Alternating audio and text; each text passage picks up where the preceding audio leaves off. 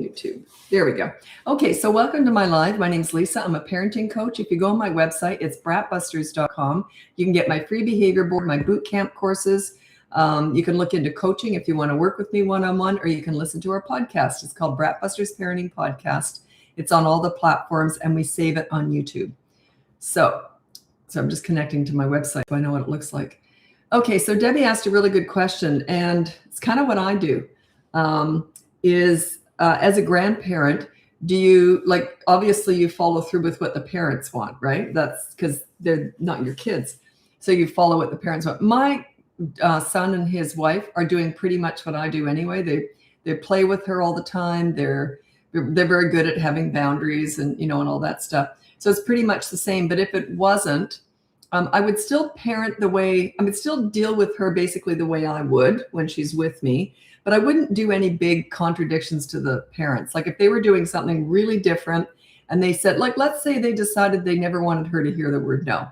Okay, some parents are like that. It's just a word. It's, a lot of parents overreact to that word as far as I'm concerned. There's nothing wrong with the word no in my book. Anyway, so let's say they told me, we don't want her to ever to say the word no. I wouldn't say it. You know what I mean? So you've got to respect the way they're parenting.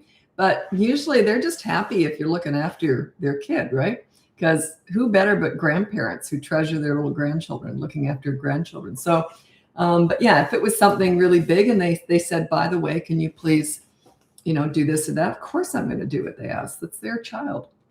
Totally respect that. I'm really lucky. They're doing a great job. So Idaho Falls. Yeah, UAE. Geez, wonder how things are going over there. Rockaway Beach, New York. And we've got Hannah, Laura, Lanny,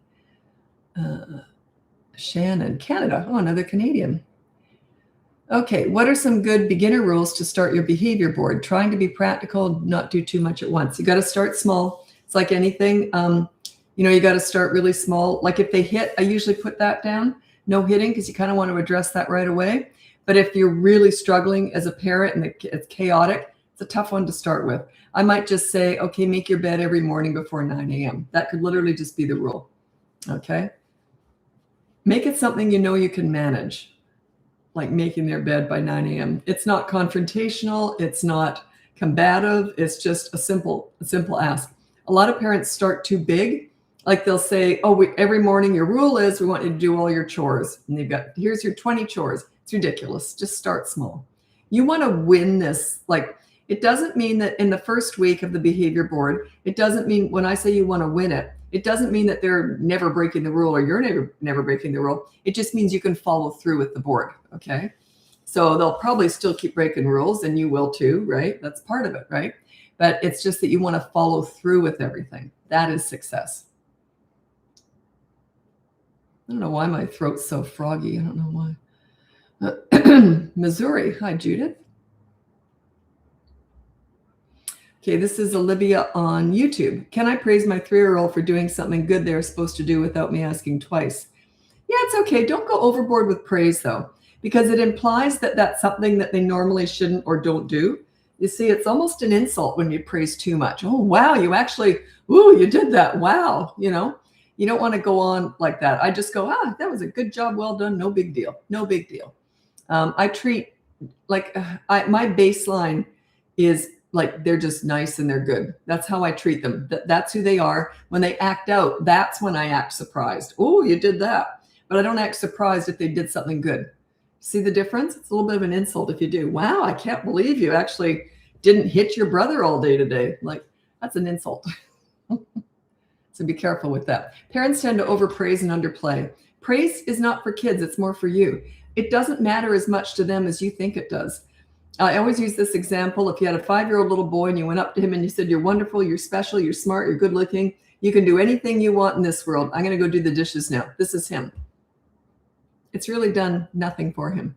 And yet you say to that same kid, hey, what are you playing with? Can I play too? He will light up. So praise is okay, but it's more for you. It's not for them. Just doesn't affect them the way you think it does.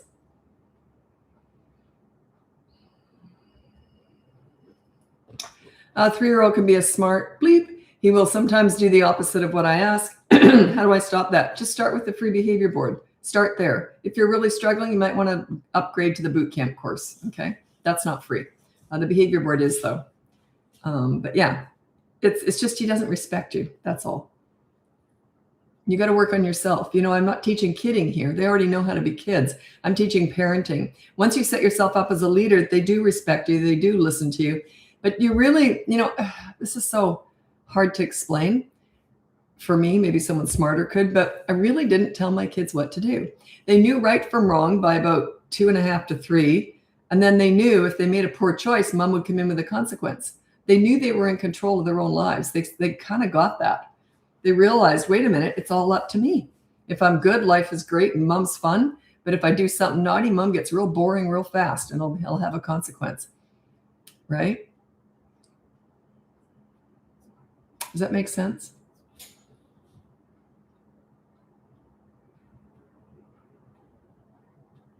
Okay, it's from Lanny in Ohio. My 21-month-old, when he gets upset, he turns into the Hulk.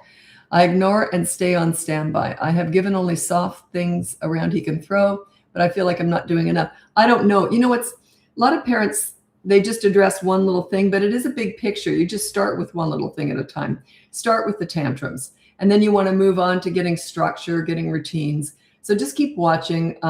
Yeah, you might want to check out the boot camp course for 2-year-olds, but actually I wouldn't recommend that right now. If you've got a 21-month-old, maybe just wait till he's 3 and then really start to get into this. You can read it now. There might be some tips in there even for his age. But basically it's about guiding them into making good choices. That's all leadership is, guiding them into making good choices. Yeah, but he's 21 months old.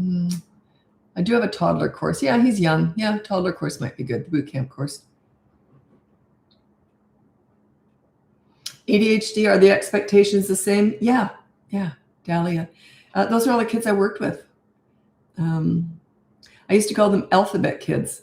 They all had acronyms after their name. ADHD, WXYZ. I used to call them the alphabet kids. Hi, Samaya from Belgium. Best chocolate I ever had my whole life was in Belgium.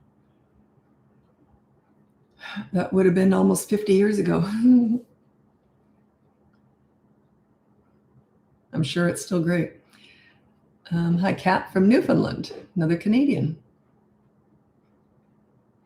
Hi, new mom. This is Grace. New mom without a village. My son is 17 months. Your videos help me so much. Excellent.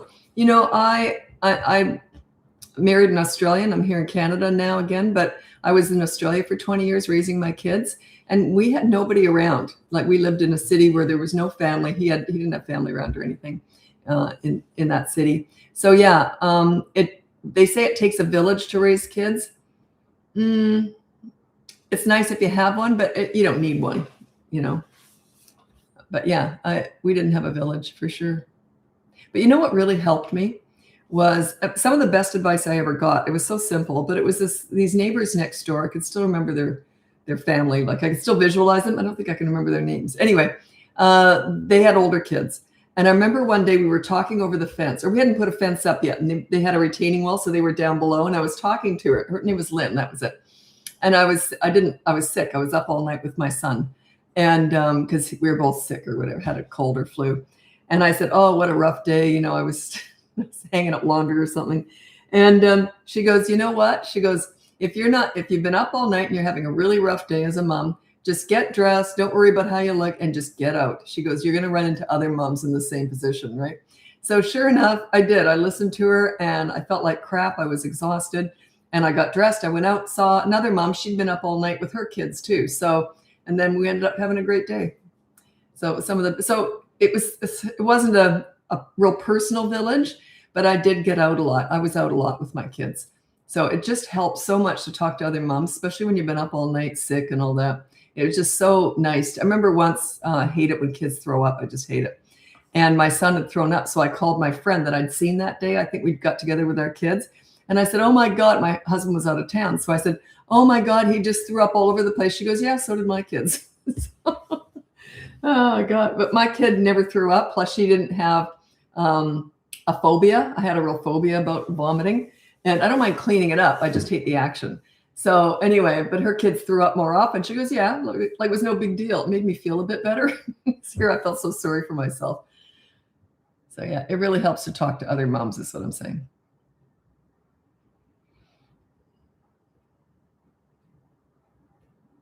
How do I get my, Cindy, you're not going to like my answer, but I think it's a good one. How do I get my almost 3-year-old to come when I call him or just focus on my voice when he hears it? If he's focused on something, I don't exist. That's right.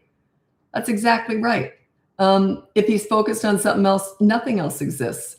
So you're lucky you got a kid who knows how to focus. Or is he just focused on anything but you? Like, does he not respect you? Generally, if they respect you, also don't, like if my son was right in the middle of a video game or something, not at 3 maybe, but if he was right in the middle of something, I probably wouldn't have bothered him. So are you bugging him all the time and you're just white noise at this point? But if my son was right in the middle of building something and he was really into it, I probably wouldn't bother him. I'd go, ooh, boy, he's busy. So.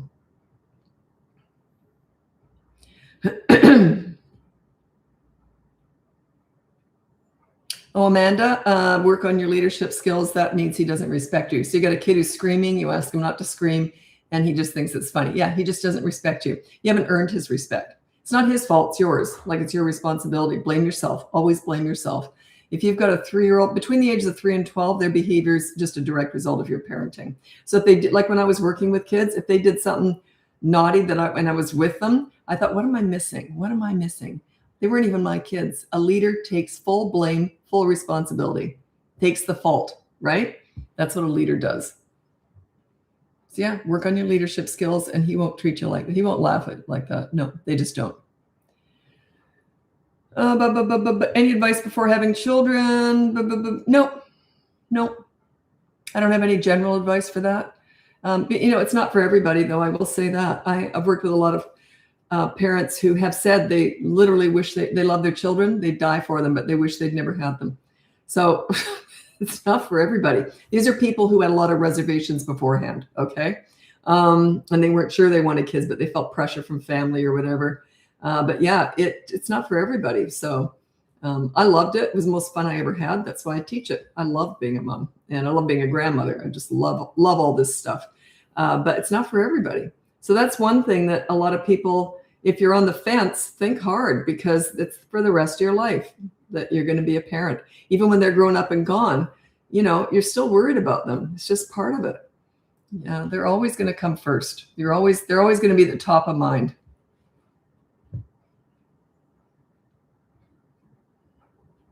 Like I know my son was driving home from somewhere and I was worried about him. And I don't always know where he is because he's out on his own. He's got his own family now. So I don't know his schedule. But his wife had said, oh, he's driving home it was quite a distance. He was driving home later that week. Well, that day I didn't bug them. I thought if he doesn't get home, I'll hear from him. I don't like to nag. It bothers him when I overmother. So I didn't.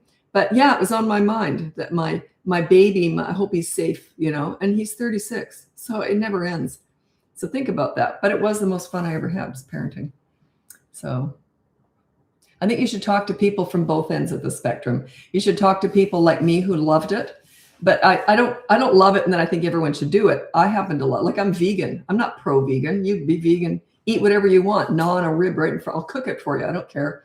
But, I just love parenting, but I'm not trying to sell it at all. But talk to people who hate parenting. They really struggle with it and talk to people who love it. And you'll resonate with one or the other. And then you'll know where to go. And then if people love it, you watch what they're doing. Watch the people who find it fun and easy. Those are the people I'd be talking to, getting advice from, right? Then you can follow me or follow friends that just say, oh, parenting's so much fun. Those are the people you want to talk to.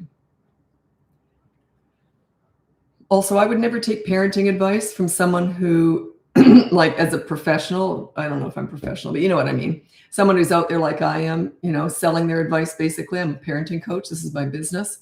I would never take parenting advice from someone who didn't find parenting fun and easy. It's not a role you want to be able to relate to. What I mean by that is you don't want someone who's really struggling with parenting to give you parenting advice. You want someone who said, yeah, I found it really fun and easy. Here's some tips, right? Or also they have to have finished the job. How on earth can you teach parenting if you haven't lived with and finished teenagers? and seeing them grow into adulthood, high functioning adults. It's, how could you teach it? You haven't finished the job. It's like teaching people how to fly and you've never landed a plane. How can you teach flying? It doesn't make any sense to me. Anyway, so those are the two things. Also, they had to have worked with hundreds of other kids because I didn't learn much with my own kids. It was all the kids I mentored. They taught me lots of stuff because I was a leader for my own kids right from day one. So I kind of sailed through it. But yeah, talk to lots of people about parenting. They'll give you great advice. The ones who are having fun. Oh, how can I help my 2-year-old adjust to me and her dad being separated? You can't.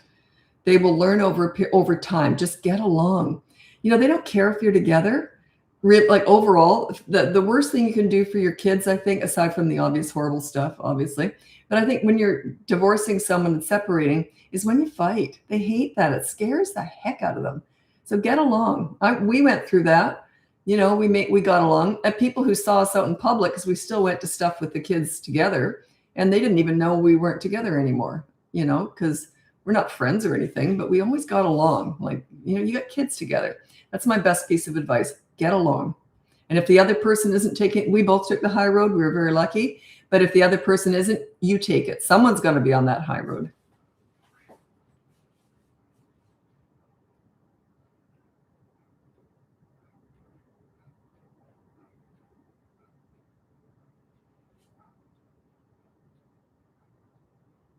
Okay. This is on YouTube. I can't read your name, M. Montion or something.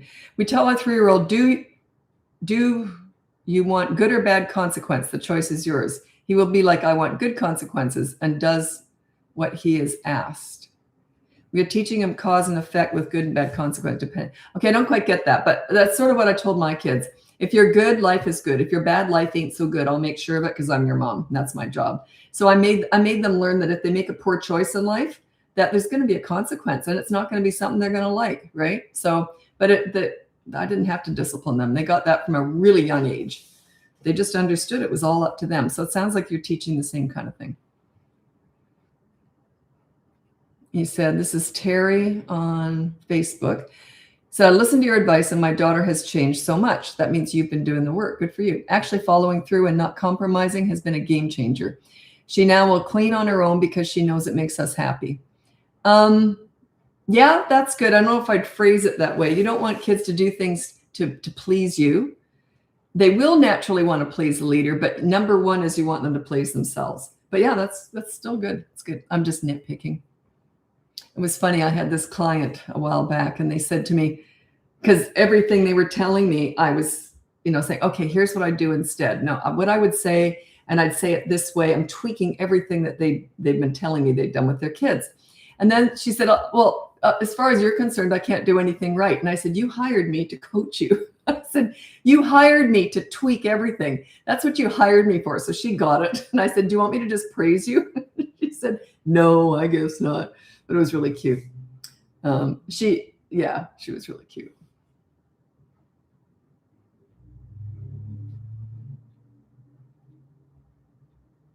He said, I follow you in your teachings, but this 1-year-old is kicking my butt. That's cute. 1, wow.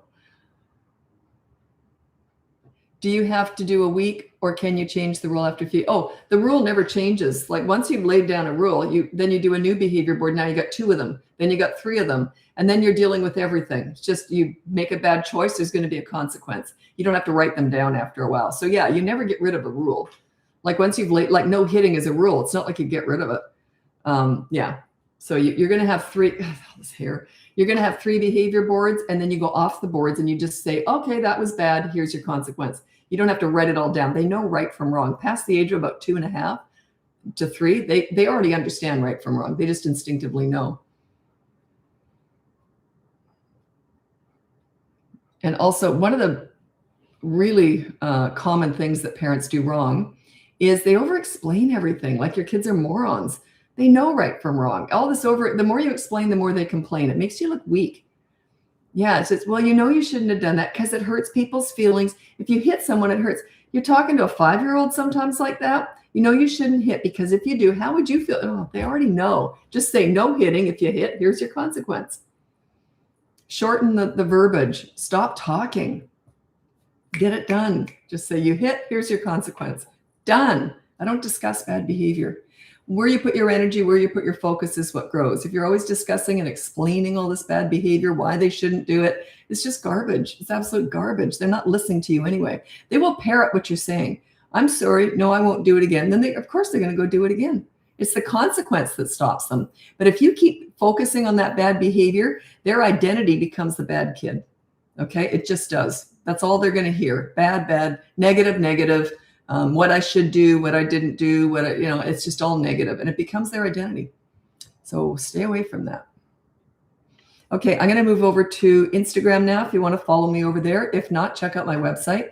It's BratBusters.com. You can see my free behavior board. You can look into the boot camp courses. I have one for toddlers, one for older kids. You can look into coaching one-on-one with me if you want to do that. Or you can listen to the podcast. It's called BratBusters Parenting Podcast. It's on all the platforms, and we save it on YouTube. They come out every Tuesday and Thursday. Okay, I'm on YouTube whenever I'm doing a live. That's where I save all the lives, so I'm always on there. But then I hop from Facebook to Instagram to TikTok. So I'm going over to Instagram now. Happy parenting. I don't know why my voice is so raspy today.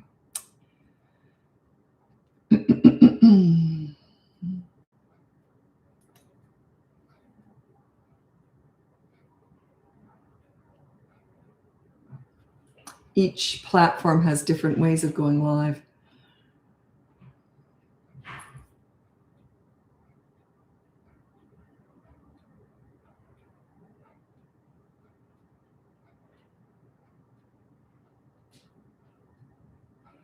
Yeah, good for you, San Joe Bezic.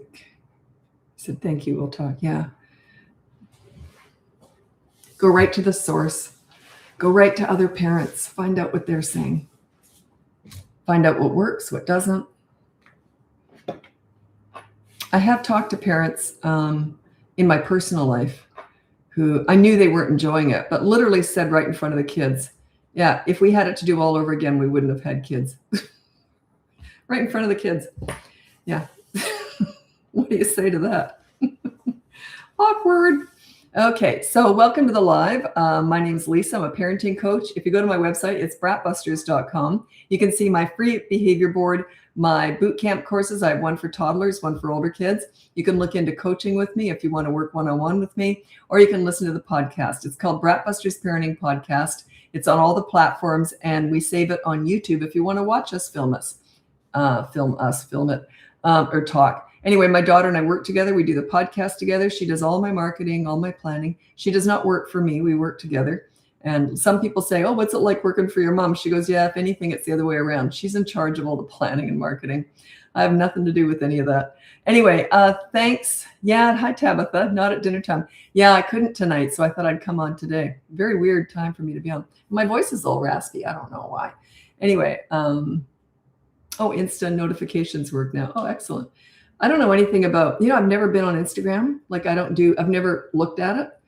I just do a live on here. My daughter handles all this stuff, but I only watch YouTube and TikTok. I don't know anything I know a little bit about Facebook, but I don't know anything about Instagram. I never looked at it because when it first came out, it was all pictures, and I don't like pictures. I like videos. So, but I know now everyone's got short form videos everywhere. But yeah, I've never looked at Instagram. I've never in my whole life scrolled and looked at Instagram. Interesting, eh?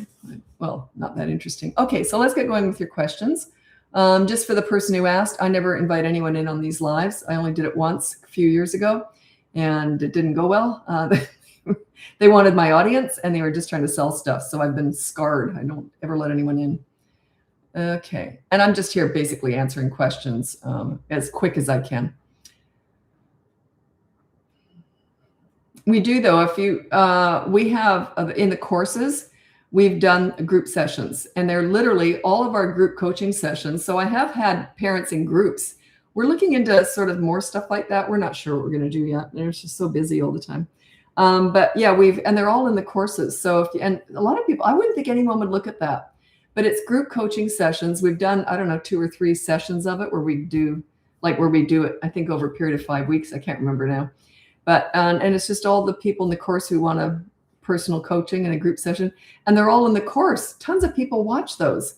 So I didn't know that. Like people in the course love watching other parents who are going through the same stuff you are, like that they are. So I wouldn't have thought they would have looked at that. So, but yeah, my daughter said, oh yeah, they like that.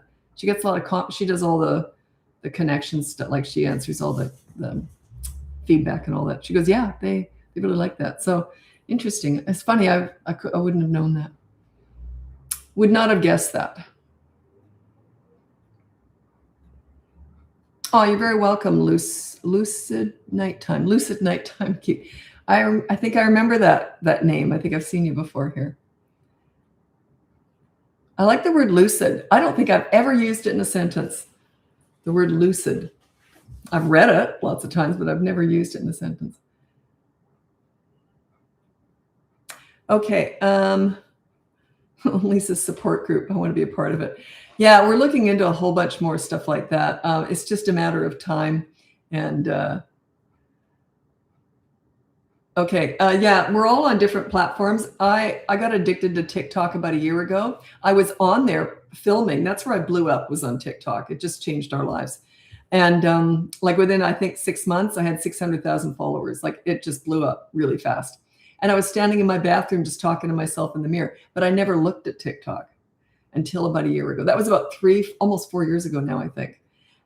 But then I just about a year ago started actually looking at TikTok and watching it. I do it on my personal channel and I make comments and everything in there. And but yeah, it's addictive. Boy, it's like crack. I can't get off it. I'm gonna have to go to a rehab to get off it. My favorite is YouTube. But anyway, we all spend different, time on different platforms, right?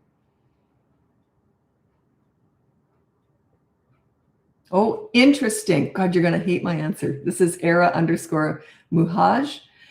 Sorry, I always pronounce everything wrong. My 7-year-old girl, when she is angry, she repeats the same things I have told her. Like, you can't talk to me like that, or I won't allow you to talk to me like that. What would you suggest to do? Stop talking like that. Of course she can talk to you like that because she is talking to you like that. You're trying to you're trying to demand respect.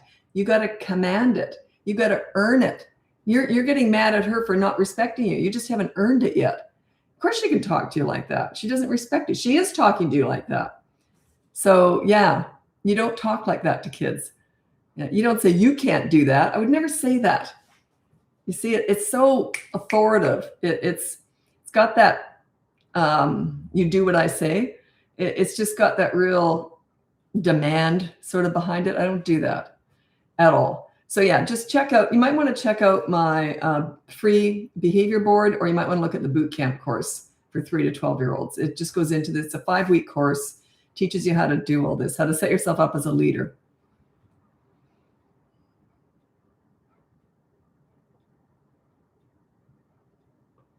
Yeah, as soon as you say to a kid, you better respect me or anything like that, you're gone. That, yeah, it doesn't work. You got to command it, not demand it. Like I've never asked for respect or demanded it from a child. I worked my butt off to get it. I worked with hundreds of kids and delinquent teenagers, and I worked hard to get their respect. You got to earn it. Don't expect it just to be there. It's kind of doesn't make sense to me. You got to earn it. It's cute, fan club. Yeah, I'll tell you something funny. One day I was out. I get recognized when I'm out in public. And one day sometimes they'll ask to take a photo with me. And it was kind of, I think it was near like a busy time of day. It was at an intersection. So I took a photo with someone really quickly. And then like a crowd started to form. Like, who's she? Because this person was fussing over me. It was humiliating. And I was like, no, okay. And then I could hear people saying, who's she? Who the heck is she? That's so embarrassing. I'm nobody, just leave it. It was so awkward, like as if I'm a celebrity. It was so funny. Anyway. Okay, what a good question. Olivia, and I can't believe no one's asked me that before. You mentioned school clothes and changing into home clothes. Did you do that with guests or play dates? No, I didn't. I would consider that kind of rude, but I did make them take their shoes off. And also with younger children, that only when I was in charge, like if their parents were with them, I did make everyone take their shoes off for sure. But I also made the kids wash their hands. You come into my home, you wash your hands. But if their parents were there, I wouldn't even have done that. But I did ask everyone to take their shoes off. You got to provide a welcoming environment for your guests, right? And some of them were uncomfortable. I don't know anyone really who kept a fussy home as I did, not because it's not necessary, right? But then it sort of makes them uncomfortable. But someone who was really messy and sloppy, they did find being at my home kind of difficult because they knew their kids were going to mess it up. They knew their kids were going to want to run around with food and mess it all up and smear everything. Like they knew their kids were going to be doing that. So yeah. But what can you do? You just clean up afterwards, right? So yeah, I didn't want to make my guests feel unwelcome. And some did say that they were always nervous about their kids messing up my home. And these are the kids who were really out of control, which, they should have been nervous. They shouldn't do that in anyone's home, to be honest. But anyway.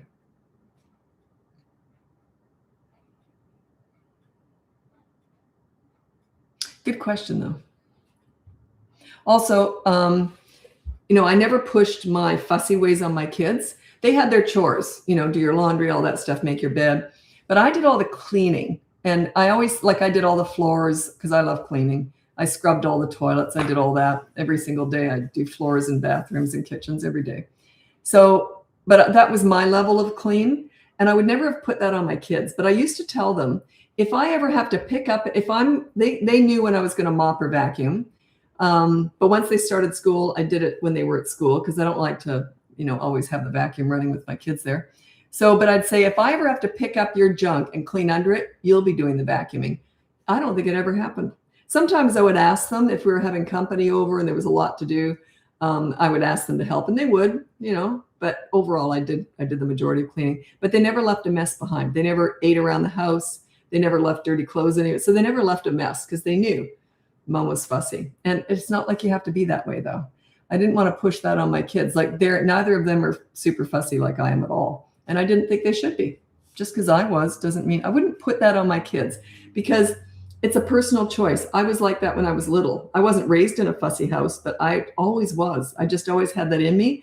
I remember putting all my furniture, like little kid, pushing all my furniture into the middle of the room so I could clean around, and then I'd move it out and clean there, and I'd rearrange my furniture all the time. So I was nuts. I was always like this. But I didn't want to feel that I didn't want my kids to feel that they weren't good kids because they weren't like that. You see, you're not raising mini-me's. You're raising individuals, normal individuals, and they're going to find their own things that they love doing. Like my daughter loves to cook, loves it. I hate it. I cook with hate. God, I hate cooking.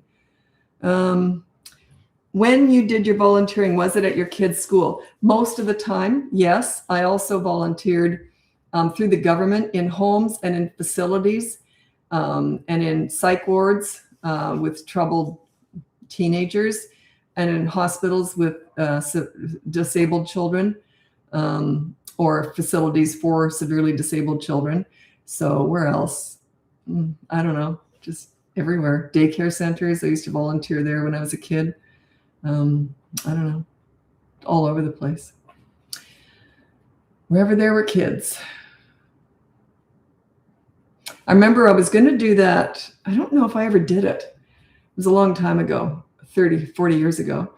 I was going to do that in the NICU with the preemies. The parents can't always be there. So they might live in a different town. They might have to go to work. So there's those volunteer programs. They just put you in a rocker and they put they're all hooked up to wires. They put, you know what that is, right?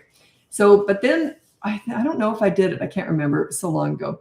But they said to me, where you really are needed, and because they said, is in the facility where long-term facility for children with disabilities. If you can handle that, they said that is where they really need volunteers. Because there was a huge lineup to get into that NICU, holding these newborns, right? There's a big lineup for it, like a wait list. And but they said, yeah, there's no wait list for the other. So I ended up doing that for a couple of years and did that twice a week for 2 years. Okay. Is it busier? Is it? It's interesting. Let me see here. It's busier on YouTube than it is, but everywhere else is the same. She's saying that this live seems busier. Tabitha's a regular here. And she said this live seems busier than normal, but it is on YouTube. Yeah, I'm getting a lot more questions on YouTube than normal.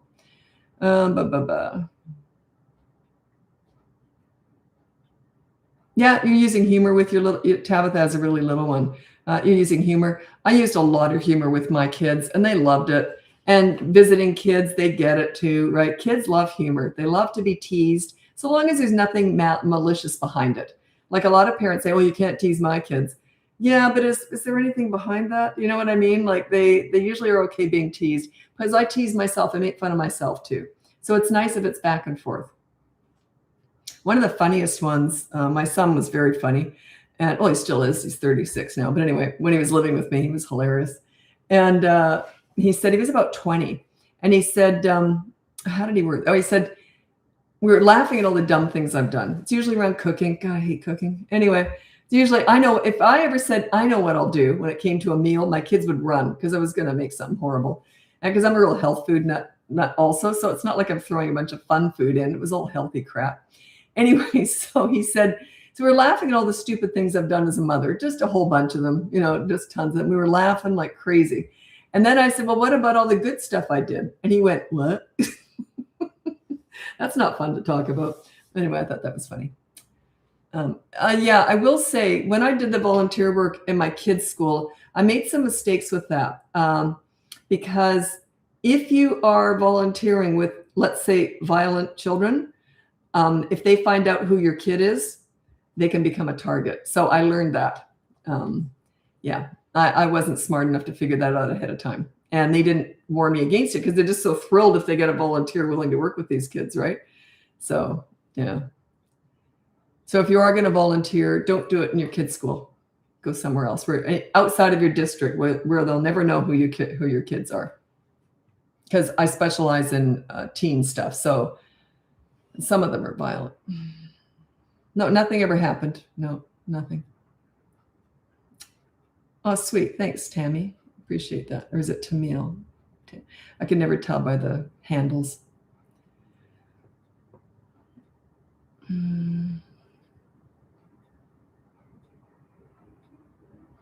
Okay. Can you build, this Michelle, I don't have a great answer, but I'm going to read this out because you're probably not alone with this. Can you build an 11-year-old's confidence and relationship after parenting with a short nervous system? I don't quite know what that means. I've always tried to fix him when it was me. Okay. So usually it comes from your own childhood. If you're really struggling with parenting and you've got some anger, like something like that, that sounds to me like your own childhood coming out. Am I right with that? Anyway, usually that's the case. So if you're really struggling with parenting, short nervous system, like you said, it usually goes way back to when you were young. So if that's the case, I always recommend therapy. It comes up a lot in coaching. We have to work through some stuff, but I'm not a therapist. I do a lot of that stuff, but I'm not qualified to do it, but it comes up a lot because I can't just ignore the past sometimes. I try to, because I always say therapists go backwards, coaches go forward. I'm here to tell you what to do moving forward. I don't tend to analyze the past. I have to identify it sometimes. I will say sometimes, how were you parented? And I don't usually ask that question, but usually, and then often they'll start to cry. And so a lot of baggage from their own past. So yeah, I would suggest therapy if you really are bringing a whole bunch of stuff from your own childhood. You're not your parents, every parent does the best they either know how or are able to do. So no one's handed a newborn in the hospital and says, I'm going to mess you up. So they did the best they could. And now you're just going to do the best you can. I mean, that's, we all want to do the best we can. Did you talk to your children about your divorce? Should you have adult conversations in front of your kids / with your kids? Sort of. That's that's too broad of a question for me to answer just quickly. But yeah, we didn't talk to them. How do I explain it? They kind of knew everything. They were 9 and 14. They had no idea. Nobody saw it coming because we never fought or anything. So we're not fighters really. So no one ever saw us fight. So, but we were in marriage counseling for 2 years and just trying to stay together for the kids' sake, But yeah, it just was not meant to be. Yeah, we just married the wrong. It was just not a good match, right? So, but we never argued over parenting or money. And those are all that's all you need when you separate is money and parenting. That's it. So we were really set up. We should have married and separated right away. So, but anyway, yeah, they were pretty clued into stuff. It's hard to know how much to share because they want to know some stuff, but trying to keep personal stuff out of it. But every so often, maybe something slips that they guess or they Yeah, it's awkward. There's no right and wrong with all this stuff. But the one thing I think we did well was we didn't argue. We got along. We treated it like a business, and we moved forward. We still, it was 25 years ago. We still spend Christmas together with our kids and grandchild, stuff like that. But yeah, it's hard to know how much information to share, depending upon their age and how much is it awful information. I probably would hold horrible stuff back, right? Oh, how to best share to a 2.5-year-old about grand with terminal illness. They don't understand illness at that age. Yeah, you don't expect them to understand it. Okay. Yeah, I can't really help you with that because they're not going to understand. They don't understand life yet, let alone death or sickness or injuries, or they're not there yet. They can't really. It's usually not till they're really about 4 to about 5, 7 up there that they start to really understand stuff like that.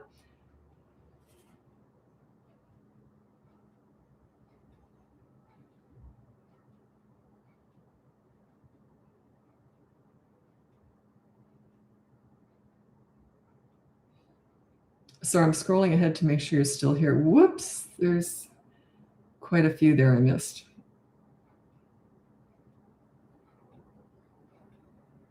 Okay, interesting. I don't have as many questions, but I have on Instagram, and I've got more on YouTube at this time of the day. I'm not usually on at this time of the day, so it's just a little bit different. I remember once I came on here, I think it was like 8 o'clock in the morning. Totally different audience. Like they didn't know, most of them hadn't seen me do a live before. They thought I was just brand new at it. It was really funny. Okay.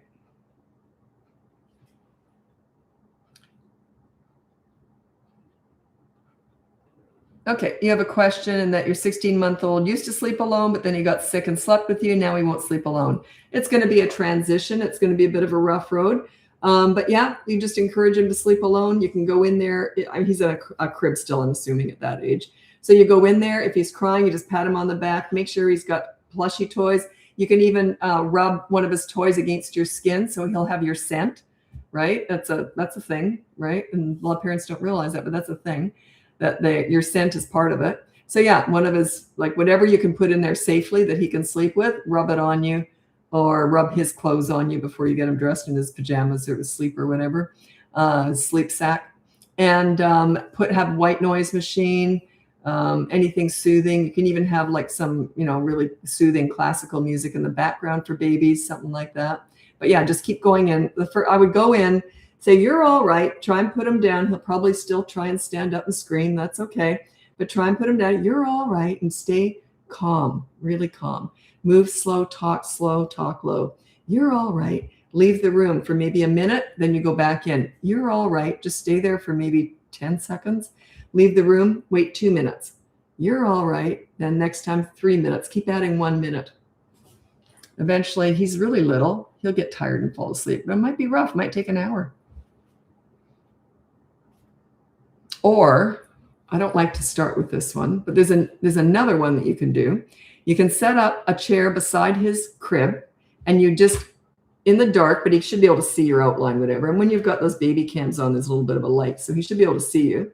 You give him your hand, and you put it through the bars of the crib, and you sit there, and you just say, you're all right, and then you just pretend you're falling asleep. Don't look at him or talk to him.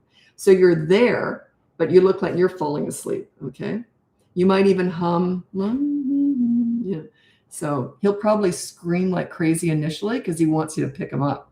Okay, remember, it usually is worse before it gets better. They're going to put up a big stink. But once he realizes you're planted in that chair and you're falling asleep, it should work. That's my second one. I prefer the first one, though.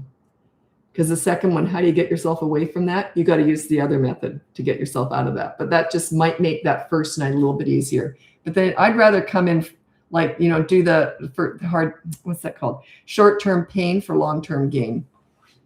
There's a lot of parents do the short-term gain for long-term pain. So they try and make things easier. I don't. I go right in, make it as hard as possible, get it over and done with, right? How to deal with a preteen that is aggressive and doesn't take responsibility when trying to give consequence. You work on their parents, okay? When you're a leader, they're not like that. So it's on you.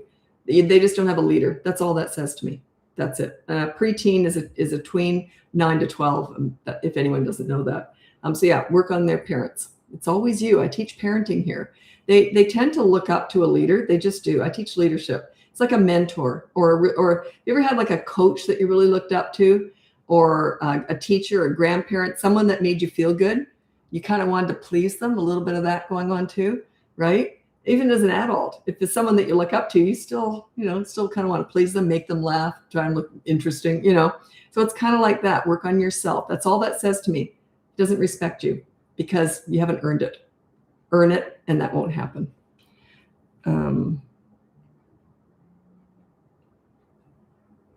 My son, this is Lisa Roth, 4 years old, thinks he's the leader. How do I let him relax and just be the kid? I let him run, play, but not all day. Why does he think he's the leader? Because you're not. If you're the leader, they relax right into it. They just do. But it's hard work. I would check out, if you're really struggling with that and he's 4, I might check out the boot camp course if I were you.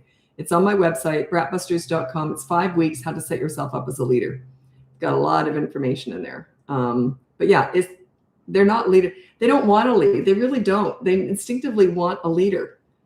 So he's only taking charge because he wants a leader. If he has to do it, he'll do it. Right? So that just says to me that you're not doing it. That's all. They just lean into leaders. They just do.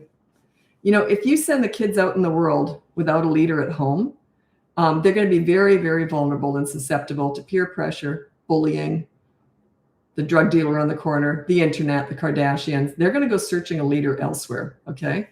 And this kid's doing it himself, but he will be more susceptible to all those things I just mentioned if you don't step up and become a leader. Okay, I'm going to go over to TikTok now. If you want to join me over there, it's BratBusters Parenting. If not, check out my website. It's BratBusters.com. You can get my free behavior board, my boot camp courses. I have one for toddlers, one for older kids. Or you can look into coaching if you want to work with me one-on-one. Or you can listen to our podcast. It's called BratBusters Parenting Podcast. It's on all the platforms, and we save it on YouTube. I also save all of my lives on YouTube. So while I'm doing this, I'm on YouTube the whole time, and I hop from Facebook to Instagram to TikTok. I go from my smallest platform up to my largest. It's just the way I do it. Okay, thanks so much for joining me, and I'm hopping over to TikTok now. Happy parenting.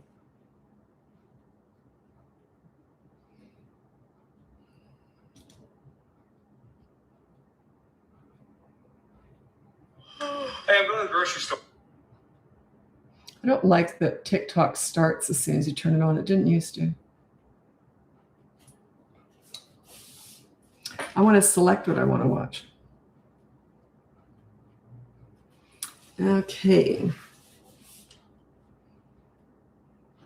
I don't like these sweaters. I have 2 of them, and I get compliments on the other one, especially. It's black and white stripe. It's just that, I don't know where I can't remember the name of the store.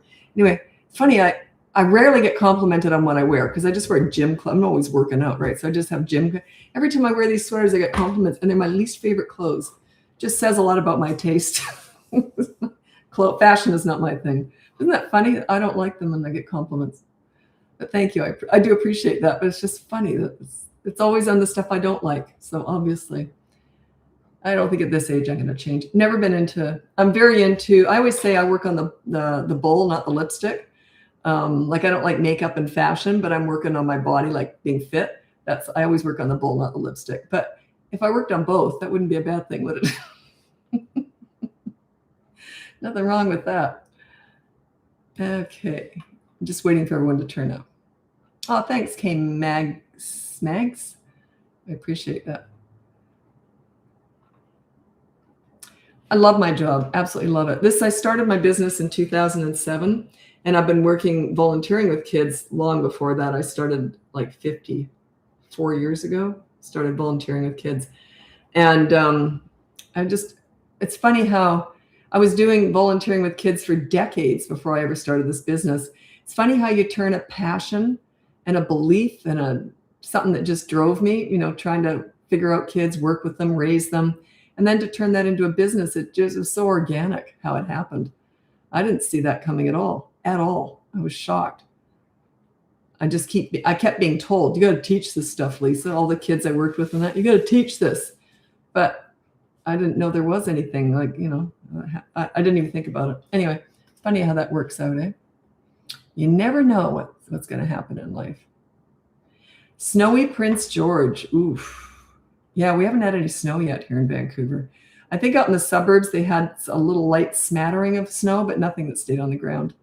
But yeah, Prince George, you get a lot of snow there. I don't know if you have any ski hills near you. Do you have any mountains that you could ski on, Prince George? We do have, even our local mountains have been suffering this year because I can drive 20 minutes from downtown and we're up in this, can ski. But yeah, they haven't had good weather.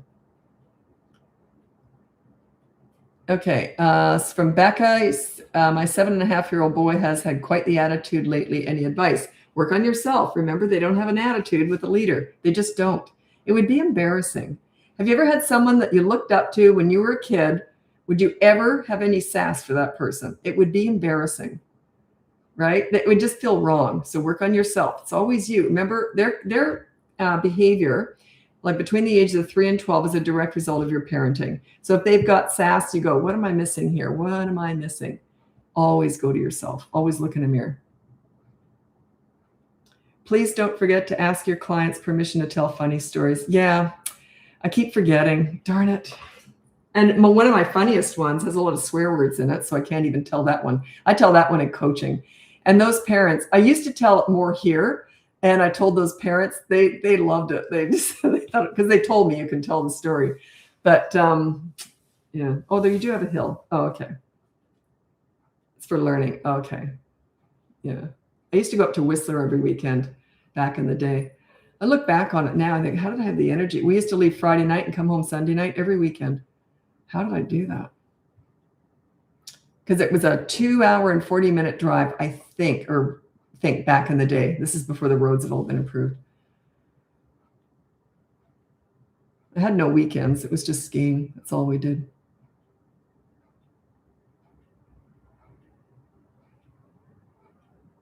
Okay, 4.5-year-old suddenly misbehaving on purpose, been doing the board for 2 months. Is this a phase? No, it's not a phase. It's a reaction to something. I don't know what it is. You're going to have to figure that out. If you want to hire me, I could figure it out, but probably don't bother with that. It's a big wait list for coaching anyway. But yeah, that's all you're going through. I wouldn't worry about it. Maybe check into the course, the boot camp course, there's a lot more information in there.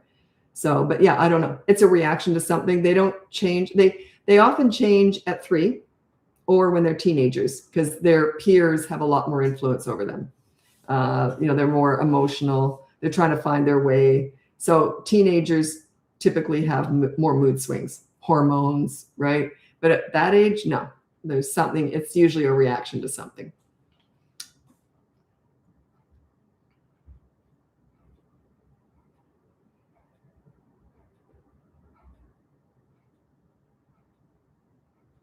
Yeah, I appreciate the support. That's nice. It's nice to hear. I really believe in what I'm saying because it's all been tried and tested on hundreds of kids, maybe thousands by now from watchers. But all my clients, all the kids I work with, my own kids, it's just giving respect to get it. That's all I'm doing here. I'm giving respect to get it. That's all I'm doing.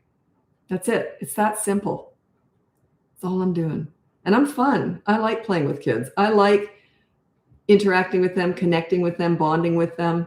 You got to be fun too. You want to be connecting and bonding with your kids. But if a kid ever steps a toe out of line with me, I'm very quick to point it out. I don't talk about it. I just say, oh, that was interesting. And then I have a consequence. Quick. It's no anger, no judgment, no disappointment, no frustration. It's just like knee-jerk reaction. Oh, you did that. Now here's the consequence. Knee-jerk reaction. Treat it like that. Don't do all the shaming and blaming and discussing the bad behavior, why they shouldn't do that. I know you're a good boy. You shouldn't do that. That is awful. I don't do any of that. You're such a good boy. Why would you do that? You know better than that. That's shaming and blaming, and it's horrible. Horrible. What do you do with other people's kids? What do I recommend you do with other people's kids? Nothing. It's none of your business. If you're in charge of them, I don't teach that. I don't teach teaching because I don't know anything about it. I don't teach nannying. I don't teach grandparenting. I don't teach how you handle other people's children at all. I stay in my lane. I teach parenting and that's it. So I'm not going to tell you how to handle other people's kids. But what I will say, sort of along those lines, is for grandparenting, a lot of grandparents are Badinskis and critical. They like to tell their kids how to parent and criticize them. That's mean. It's just mean. But I mean well. No, you don't. You're just being critical. It's awful. If they ask your advice, give it kindly and thoughtfully. But none of your business how your kids are raising their kids, unless there's something horrible going on, obviously. But yeah, keep it to yourself. They're not your kids. And also, maybe you don't know everything. Like, I never give unsolicited advice in my personal life. You're soliciting my advice by being here. But in my personal life, I don't give it. I'm a grandmother. I don't give advice. I'm lucky they're doing a great job. But if they weren't, I would just shut up. It's none of my business. My job, this is the way I see it as a grandparent. My job is to wallow in my grandchild, spoil her a little bit, because that's a grandparent's thing. I don't know why. I'm terrible with her sometimes. I'm just terrible, trying to spoil her too much. But anyway, that's a grandparent, and to support the parents. Wallow in your grandchildren and support their parents. That's your job as a grandparent. If they want your advice, they'll ask for it. And even then, give it kindly. But yeah, the only reason I'm so adamant about this is, do you know how many clients I have who are crying over how the grandparents are criticizing them and butting in? Yeah, it really upsets them. Any unsolicited advice is criticism. It just is. It would be like, if you have an overweight friend, would you buy them a dieting book? I'm just trying to help. You see, it's criticism, right? It's like that. Think about it. And then they'll always say this, the response is always the same, evidently, because I'll say what I tell parents to say to those Badinskis is, say to them, when you undermine or criticize my parenting, it hurts my feelings. That's the statement I always tell them to say. And I always say this, they're going to say, I'm just trying to help. And then what you say in response is, it still hurts my feelings. Now you've set the boundary, you've laid it down. So every time they give you advice, they are basically admitting to willfully hurting your feelings. And then, sorry about that, nothing I can do. If they're that way, good luck to you. Very insensitive. If you want to know examples of consequences, they're on my behavior board. It's completely free. But there's always 2 consequences for the kids. The first one is a positive action. You get them to do something. It's just a good deed. Don't get caught up in what the consequence is. It does not matter. It could be literally just sweeping the kitchen floor, empty the dishwasher, put 10 toys away within 10 minutes, right? It explains it in the free behavior board. If they won't do that, because you can't get them to do something, it's up to them, right? So they break a rule, get them to do a chore within 15 minutes or whatever. If they won't do that, the 15 minutes is up, say, okay, let's go back to the board. Now you do the negative deprivation one, because they wouldn't do the first consequence. So now you do something, you take something that they like and they use every single day, you take it away for 24 hours. It's usually screens, like media blackout for 24 hours. And they've chosen that. They might run and do that other consequence right now. Too late, 15 minutes is up. 24-hour media blackout started 2 minutes ago, and that was your choice. It wasn't my choice, it was your choice. No, I hate you, whatever. You see, just, it doesn't bother me. It just let it run off your back. Who cares? Let them learn how to process this. You can't help them with this. They need to learn how to process this stuff, that they are in charge of their own destiny. They chose to break the rule. They chose to not do the first easy consequence. Now they've got 24-hour media blackout and they are pissed. They chose that, though. That was all their choice. I hate you. You're mean. You're awful. Whatever. Doesn't mean anything to me. You see, they should be mad at themselves, but they initially would be mad at you. Once you're a leader, they get mad at themselves. Like, if my kids had messed up and forgotten to do a chore or something, they would have said, oh, shoot, I forgot to make my bed. How about no TV tonight? I would have said, that's too much. How about you just brush my hair? Or I would have said, never mind. It's no big deal. Because I was already a leader, you see. And they already came at me with that level of respect. So why? They don't even need discipline. They just did it themselves. So that's how easy it is when you're there. Getting there is hard work. You see, it's like cleaning. I maintain clean. I never clean dirty. I maintain clean. Easy, piece of cake. But I'm cleaning a little bit every day, right? Cleaning a lot every day. I love cleaning. But it's like that with leadership. Maintaining leadership's piece of cake. Getting yourself set up as that leader, hard work, really hard work. But once you're there, it's a piece of cake.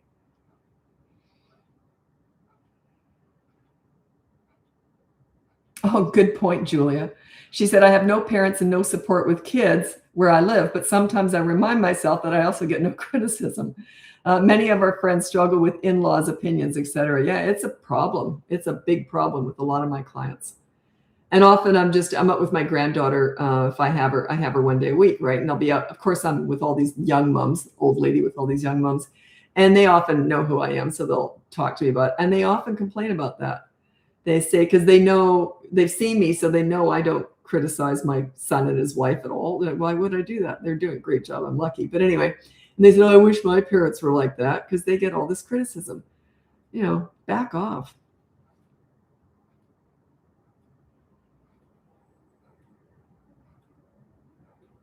Oh, that's cute. Tabitha said, so glad I have leftover pizza for lunch with red sauce. I needed a break, LOL. What she's referring to is the first time because I made everything from scratch because I'm a health food nut. I hate cooking though. Oh, every time I talk about cooking, I have to say how much I hate it. I really hate it because it makes a mess. And anyway. But I'm a really good food prepper. Like I love chopping. I love having my fridge full of prepped food, but I don't like the actual, if I have to put something in a fry pan and go like that or in an oven. Oh, anyway, first time my son ever had pizza out in public with someone else, he came home and he says, the sauce was really weird. He said it was red. My sauce was brown because I always had pureed spinach in it. He thought that was normal. My poor kids were so messed up. He thought that was normal. He thought pizza sauce should be brown. And he also thought that pizza dough should have green flecks in it because I used to puree broccoli and throw that into the dough. So yeah, poor kids.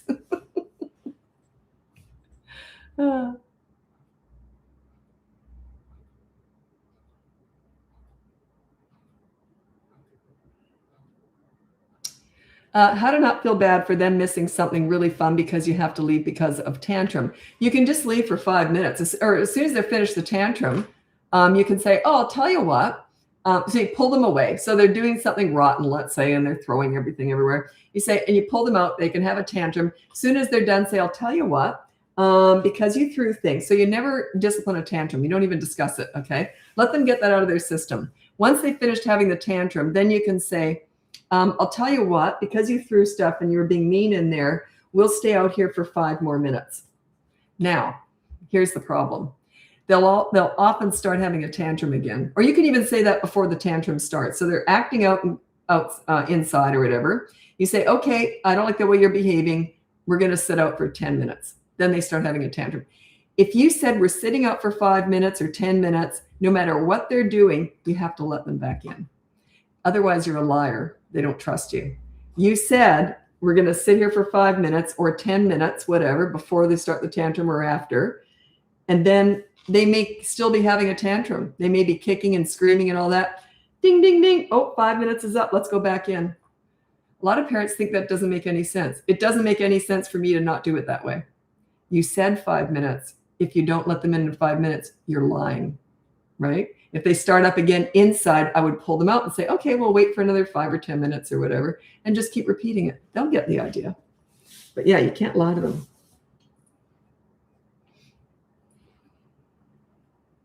Oh, sorry about that, Jacob Smith. Yeah, not all, grandparenting, I mean, I'm teaching parenting. I love kids. I love mothering. I love grandparenting. So I'm as involved as I can be. And, that fits into our schedules. I have her 1 day a week, a full day, which is like my best day of the week. And, but that's not mandatory. Lots of grandmothers or grandfathers don't want to do that. And that's okay too. They've already raised you. They don't need to help raise your kids either. I think it's a volunteer thing. If you want to help, that's great. The other grandparents for my granddaughter are wonderful. They have her, more days than I do. Parents work. And they're retired. It's lovely. So she's very lucky. They've got these very involved grandparents, but that's not something that was asked of us or expected of us. We volunteered that. We want to do it. So yeah, they don't owe you anything. They've already raised you. They've done their job. So yeah, but I know it would kind of hurt. I would like my mother though. She always said, I'll never babysit. She never did. She wasn't maternal like that. She said, I didn't even enjoy you kids till you were about 5. She liked the talking and the bonding and the connecting and, game playing and all that. She didn't like the baby toddler stuff. So she never babysat ever. None of her grandkids ever. So she was still a loving grandmother, but it was just not her thing. I never thought anything of it. I just knew she never would, and it didn't bother me. But we didn't live nearby anyway.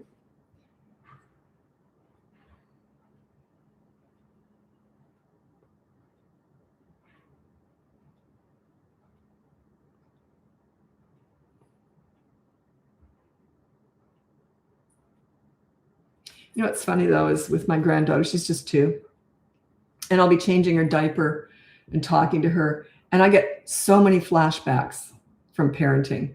Like, that's one of the things I love so much about looking after her, is that just the little things, the day-to-day stuff that we do, and it just all these flashbacks of when my kids were little.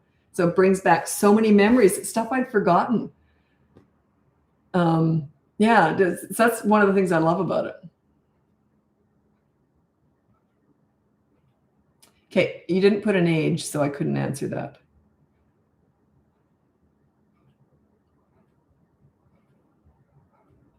Sometimes I can answer, but without an age, but usually I need an age. And the question you asked, I needed an age. So I won't say what it is, because then you might just put the age and I won't remember what the question was. You have to put the whole thing in with the age. Okay. Boy, you're not going to like my answer. This is user 4099, etc. How did you handle misbehaving at naps? I mean, running around, joking with brother, 3.5-year-old twins. My kids both stopped regular naps at 1. So I'm suggesting they don't need naps. And you're going to say, yes, they do, because they're just awful. You can have some quiet time, or you can just start putting them to bed earlier at night and transition out of naps. So I'm suggesting they just don't need naps anymore. My kids both went to kindy at 3 years old, and every single kid in that class, and both of them, and they weren't twins, they were 5 years apart, but every single other kid would fall asleep. Maybe not for that long. My kids never did. And I told the teachers, I said, look, just so you know, during nap time, my kids won't sleep, but they're good kids. They'll just lay in their bed in the dark. So I said, just so you know, there's nothing wrong with them. They just they don't nap, right? So they said, oh, okay. And the teachers thought, oh, they're going to nap, right? Because all kids do. My kids never did. So they took pity on them. And I said, no special treatment. I don't like that. So I said, they can just lay there in the dark, a quiet time. The teachers felt so bad, they ended up moving their cot over to a window. And one of them gave her a flashlight so she could read during nap time. But I never asked for special treatment for my kids. I think that's ridiculous. But yeah, so they don't all need naps, okay? And even though you may say that they're hellions if they don't have it, you can still transition out of naps. So that's what I'm saying. I think they're just growing out of naps at that age. I could be wrong, but that's my guess. What happens the rest of the day if they continue the bad behavior after they get the second consequence? Yeah, I get asked this all the time. So let's say that they broke the rule, then they didn't do the first consequence, so now they've got 24-hour media blackout. What do you do in that 24 hours when they keep breaking the rule? Nothing. Your hands are tied and they know it. You're not investing in this 24 hours. You're investing in tomorrow. They're going to think twice before that happens again, right? So in that 24 hours, all you can say is, well, that's why you've got no screens. You can say that maybe once or twice. Your hands are tied. They're paying the price already because they've got no screens. They know for the 24 hours, they got no screens, okay? So you're investing in tomorrow. A lot of what we do is, short-term pain for long-term gain. And most clients, when they hire me, want the short-term gain with the long-term gain. Like they want both. I said, no. A lot of this is we're just investing in tomorrow. One of my favorite stories was a parent who had, I think, a 7-year-old little boy. And he lost his screens and he lost his, I think it was the Switch or the PlayStation for 24 hours. He was obsessed with it. He wasn't on it all day, but he did get time every single day. Well, he missed a whole day because that was his consequence. So he didn't know the mom was there. She heard this. He sat down. He got it back after the 24 hours. He sat down in front of the screen with his controller in his hand, and he said to himself, I won't be doing that again. Isn't that the cutest thing? And he didn't. If he did break a rule, he did that first consequence right away. So she invested in tomorrow, and tomorrow lasts a lot longer than today, right? I thought that was so cute. I won't be doing that again. So he learned. And what was cute about that is he didn't say, I hate my mom. She did that to me. He understood it was him. I won't be doing that again. He got it. I thought that was adorable. Okay, actually, I've got to get going. If you want to check out my website, it's BratBusters.com. It's yeah, I was going to jump ahead there. Sorry. I just say it so many times I can't hear myself anymore. Anyway, check out my website, BratBusters.com. You can get my free behavior board. You can look into my boot camp courses. I have one for toddlers, one for older kids. You can look into coaching with me if you'd like. There's a big wait list, but I'll get to you eventually. And actually, it's a real slow time of the year right now, so I might get to it in the next month or two, hopefully. Anyway, so maybe in a month, actually, because I'm finishing up with a lot of clients right now too, so it's good. Anyway, or you can look into the podcast. It's called BratBusters Parenting Podcast. It's on all the platforms, and we save it on YouTube if you want to watch us do it. It's my daughter and I work together. We do the podcast together. Anyway, thanks so much for joining me. Happy Sunday. Bye now.